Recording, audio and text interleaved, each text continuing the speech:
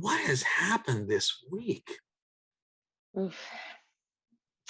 I mean, I think Tom gave a good brief overview of some of the specific things that are happening this week, at least in the U.S., in particular related to LGBTQ folks and specifically mostly trans and non-binary youth.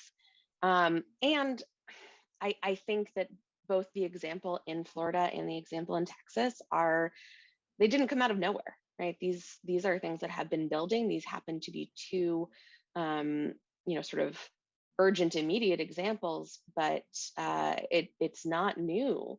This is, in some ways, actually, I think, a strong backlash to just the gentlest of movement in trans affirmation and validation that we've had over a somewhat short period. I've been doing this work, like you heard earlier, I've been doing this work for about 15 years, and the things that I was addressing 15 years ago versus now have changed dramatically.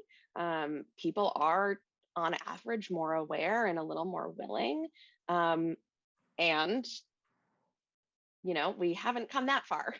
But yeah, there's so many people that have an attitude. If I didn't know about it by the time I was 5, it doesn't exist. Yeah. Mm.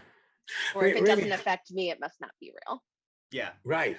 So how did you begin this journey 15 years ago?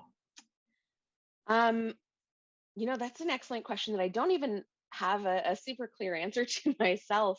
I have always been someone who, for lack of a better phrase, could not keep my mouth shut. I have things to say and I'm going to say them. And that has meant that I am really willing to stand up when I see things that don't feel right, don't seem right. And also means that I'm very willing to be that public speaker and stand up and gladly share information that I've learned. And so this journey has both been very personal. I identify as queer and as genderqueer. So for myself, I sort of umbrella term see myself as a member of the trans community. The term that I use for myself is genderqueer. But that's not something that I came to for myself until my 20s, because it wasn't information I had. It wasn't something I had any inkling I could be or that was possible. And the degree to which that self-knowledge has been so freeing and fulfilling and validating, I really want other people to have those opportunities and to be able to find themselves like that, whether it's as a member of these communities or as another human being who can maybe expand what they thought they knew. And how do you bring that to the groups that you run? And what are you finding in the folks who come there? Just so people know, Raimi works for us at Riverside Community Care, and there are wait lists for their groups. Yeah. So I do run an LGBTQ therapy group. It is one of very few for adults in the area, because I do think sometimes there is a real push to make sure there's support for children, which absolutely there should be. But Right. then I think sometimes forget that children grow into adults. And, it is really, I think, you said that there's always a wait list for my group. And I think that's really telling. I don't think that's because of me. Those people get on the wait list not having any information about who I am or what the group is like, just knowing that they are in search of community or solidarity, or just knowing that some space might see them as who they are. And that's really unique.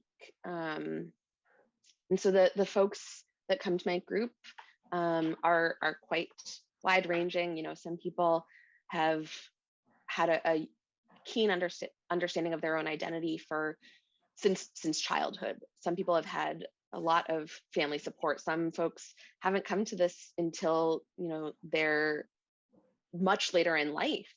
Some people have no community. Some people are deeply entrenched in LGBTQ community. And all of those people still thrive in this space where we all get to be wholly and entirely ourselves, and just hold that space together.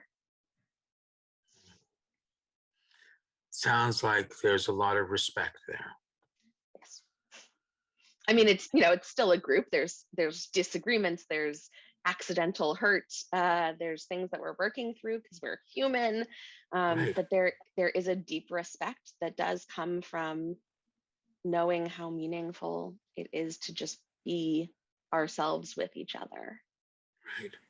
And that certainly has been what I've found in the groups that I've run, is that when this group creates a place of respect where they feel valued, then they can trust. Mm-hmm. They can trust and share these feelings, these secrets, because secrets aren't secrets because of what we've done. Secrets are very often secrets because we worry, how will someone judge me?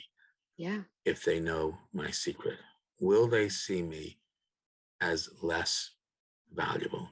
Mm-hmm. That's really a big part of it. And so I have no secrets, and I have no secrets from my sponsors either. So with that in mind, I want to let the sponsors know that we trust them and value them. So Larry, let's take a commercial break. We'll be right back with the Dr. Joe Show. Stretch the cat.